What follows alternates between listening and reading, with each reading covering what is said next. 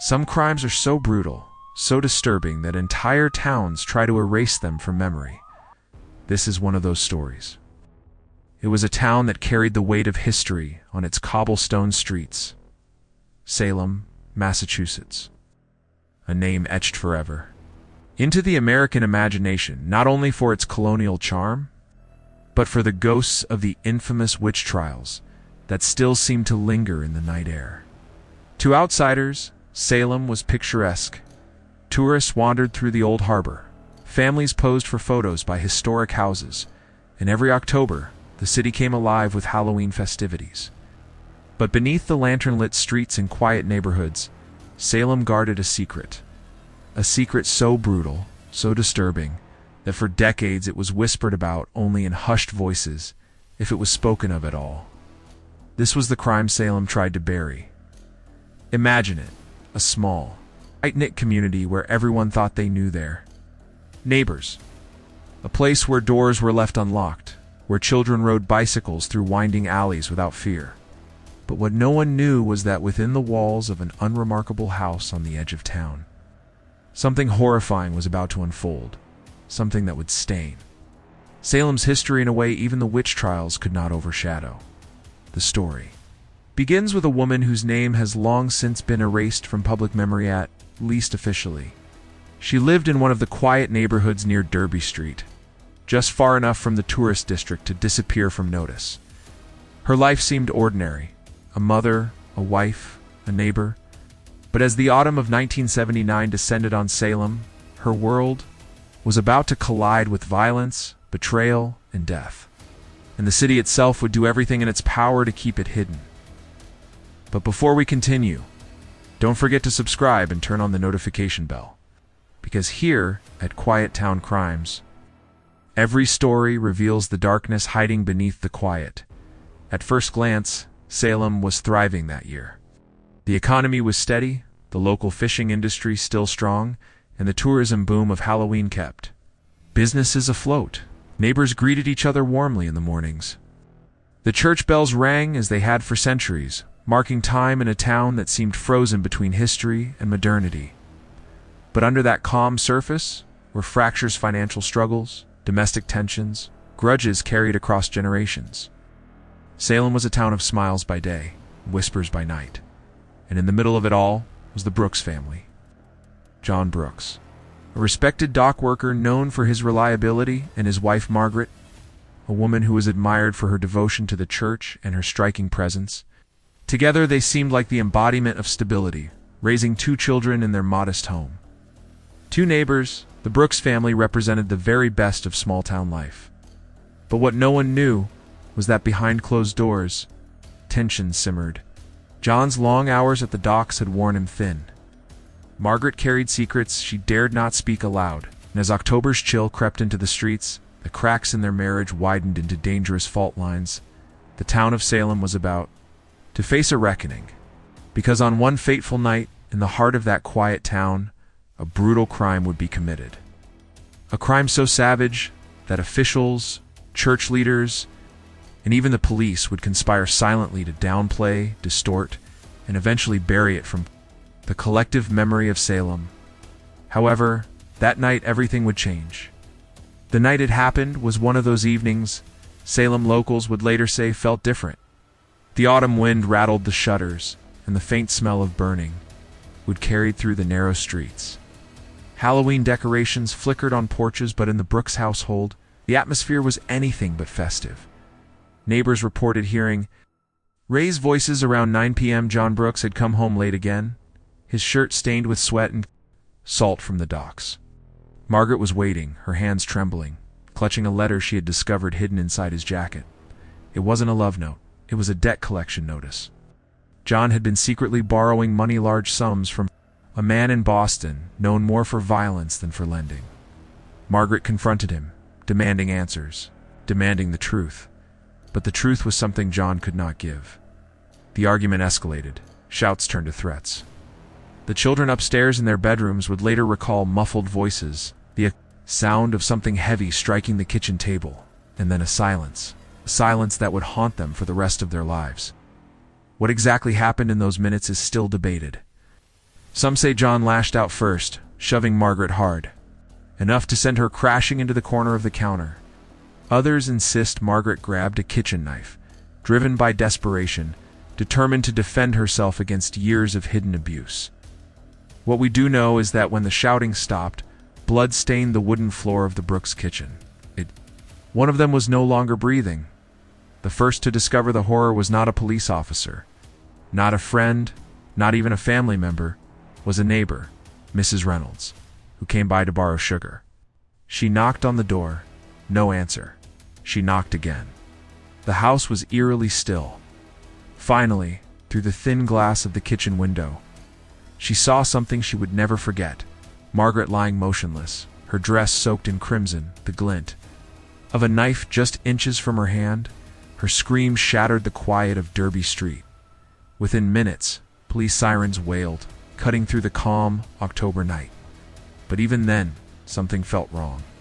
Officers arrived, looked around, and instead of treating the scene like a fresh homicide, they hesitated. Reports suggest that John Brooks was sitting outside on the porch, his head in his hands, muttering words no one could understand. Yet he wasn't immediately restrained. He wasn't handcuffed. Some neighbors later claimed that the officers seemed almost reluctant, as if they knew what had happened, but didn't want the world to know. The crime scene was never properly sealed. Footprints were allowed to trample across the blood. Evidence was collected hastily. Some of it disappeared before it was ever cataloged. And just like that, Salem's attempt to bury the crime had already begun. But what no one knew was that the investigation would take a turn no one in Salem could have predicted.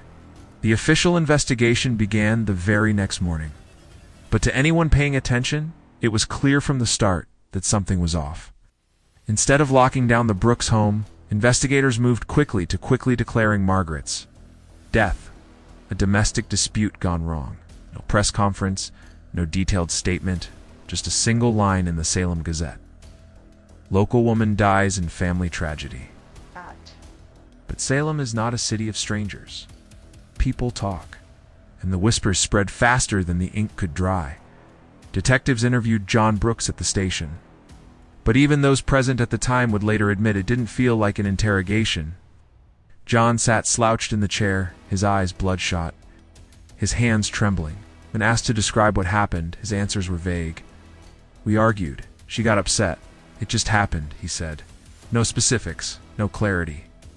And instead of pressing harder, the detective simply nodded, scribbled a few notes, and ended the session in less than an hour. Meanwhile, the children's two terrified witnesses were barely questioned at all. A social worker later testified that their accounts were inconsistent. One claimed to have heard their father shouting. The other insisted their mother screamed first. But both agreed on one chilling detail. Then it went quiet. Too quiet. Despite this, no charges were filed against John. Behind closed doors, some officers whispered that John Brooks had friends in high places. The man he owed money to in Boston was rumored to have connections reaching into the Salem Police Department itself.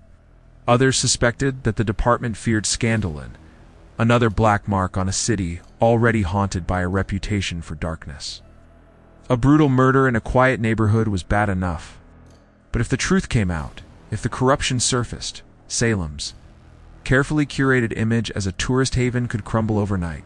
So the story shifted. Margaret, once described as a devoted wife, began to be painted in official reports as unstable, emotional, even hysterical.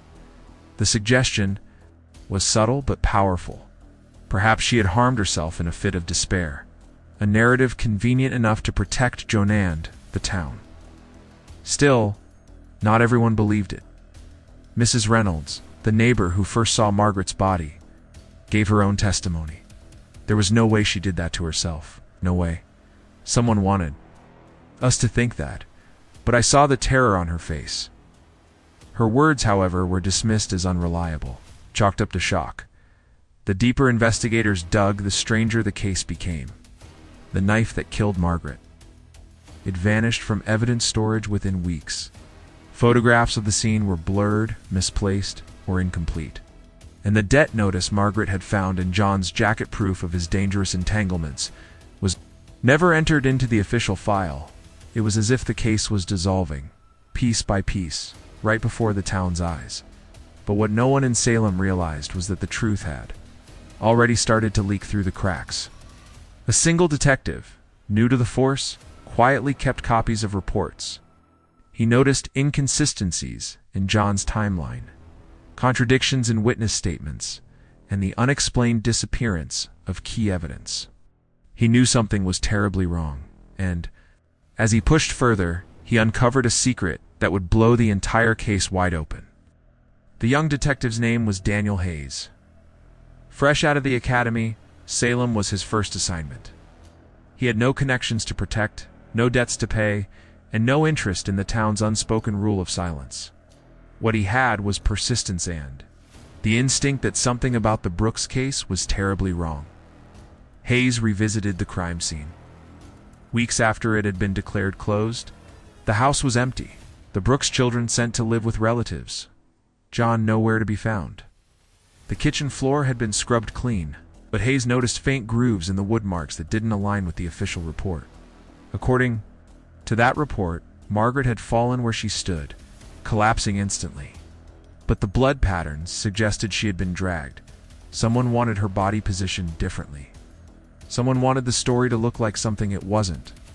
Hayes pulled the old case file late at night, flipping through blurred photographs and vague statements. That's when he found it. A single note scrawled in the margin of a missing report. Debt connection, Boston. Witness threatened. It wasn't signed. It wasn't dated. And it had never been logged in the official archive. Whoever had written it had tried to bury it as quickly as possible. The young detective began asking questions.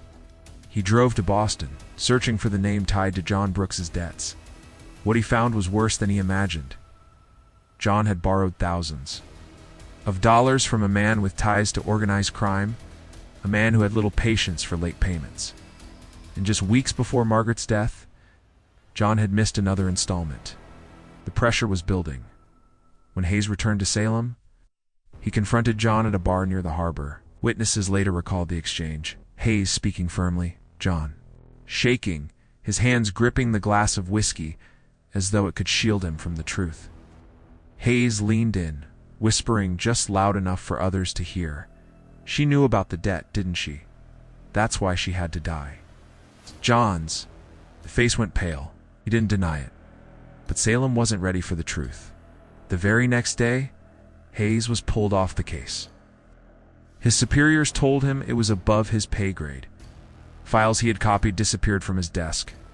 And John Brooks, he quietly left town, escorted not by handcuffs but by men in plain clothes, who made sure no reporter ever asked where he was going. For most towns, that would have been the end. Another case closed, another secret buried. But Hayes refused to let it go. He tracked John for months, until one night in a motel outside Worcester. The truth finally slipped free. In a moment of drunken despair, John confessed. Not on paper, not in a courtroom, but face to face with the only man who had refused to forget Margaret Brooks. He admitted the argument. He admitted the blow. And he admitted that when she fell, bleeding, he made the choice not to call for help. Instead, he staged the scene, dragged her body, and called a friend in Boston to make sure the police would handle it.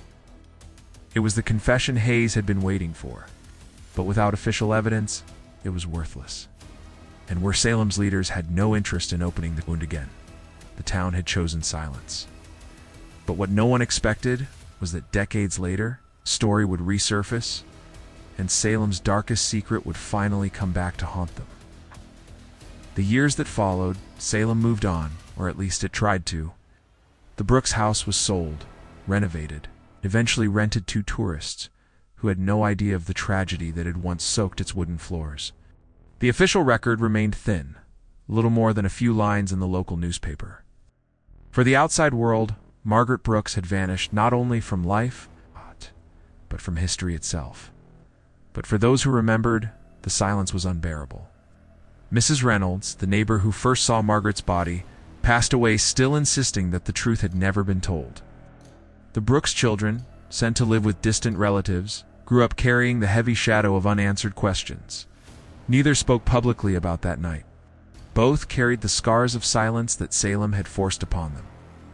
Detective Daniel Hayes, the one man who had tried to bring justice, eventually left the force.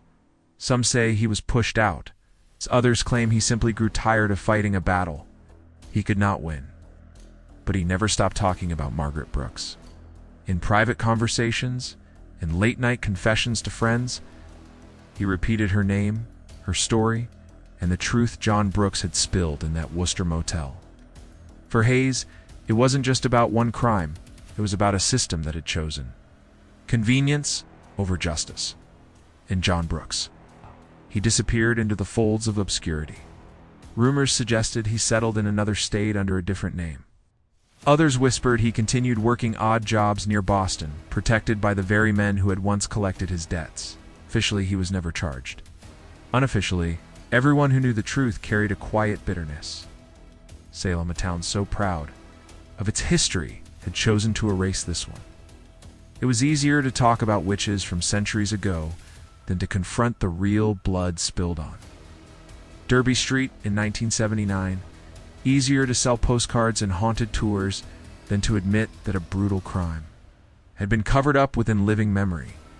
But history has a way of clawing back to the surface.